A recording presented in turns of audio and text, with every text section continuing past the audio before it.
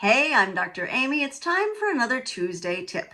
This month in Genetic Rockstars, we are talking about methylation adaptogens. So last week we explained what methylation is and why it matters so much, especially DNA methylation.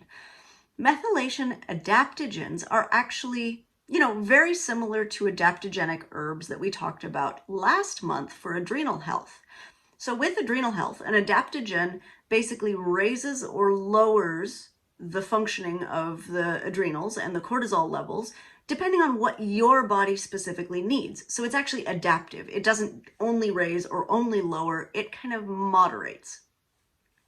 Methylation adaptogens do exactly the same thing, but they work on the DNMT enzymes, which is the DNA and methyltransferases. So they specifically adjust how your body is methylating your genetics. Now, there are many of these methylation adaptogens, and actually when you see the list, it's like looking at a list of superfoods, right? And things that you've heard of for other great health reasons. But the reason they're so healthy is in large part because they do this thing with your DNA, right? They actually do modulate. And so that means decreased cancer risk, decreased risk of long-term neurological issues, decreased inflammation overall. Like we're seeing these big picture changes, not just little changes.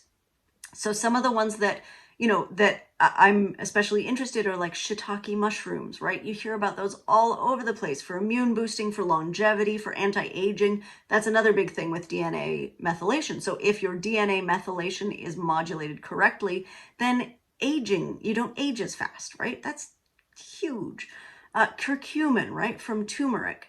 That's a huge one, and it's had so much media attention for inflammation, for cancer, all of the things. Elagic acid, which is that one you don't hear about so much, but pomegranates you do, and that's where it comes from, right? So this is why pomegranates, the antioxidants in pomegranates are so powerful, is because they have this effect on DNA methylation. So they are methylation adaptogens. Lycopene. So lycopene is all over the news because it's in your tomatoes, your red and orange vegetables, but it really reduces your risk of prostate cancer. And this is part of the mechanism of action there. It's also a very strong antioxidant. Quercetin, this comes from apples, from onions. It helps with DNA methylation, right? Resveratrol, that's the one from grapes, from red wine. This is a very potent antioxidant. And one of those things, all of these DNA methylation modulators are either anti-inflammatory very strongly or antioxidant or both. Rosmarinic acid, which is from rosemary, it's used as a preservative because it stops things from breaking down. Well, it does that in your body too. It stops things from breaking down. It is anti-aging, it is antioxidant, it's wonderful. Sulforophane from cruciferous veggies, and that's been all over the news for detoxification, for anti-aging, that sort of thing. Also garlic, right? Alicidin from garlic, but just eat garlic, it's easy.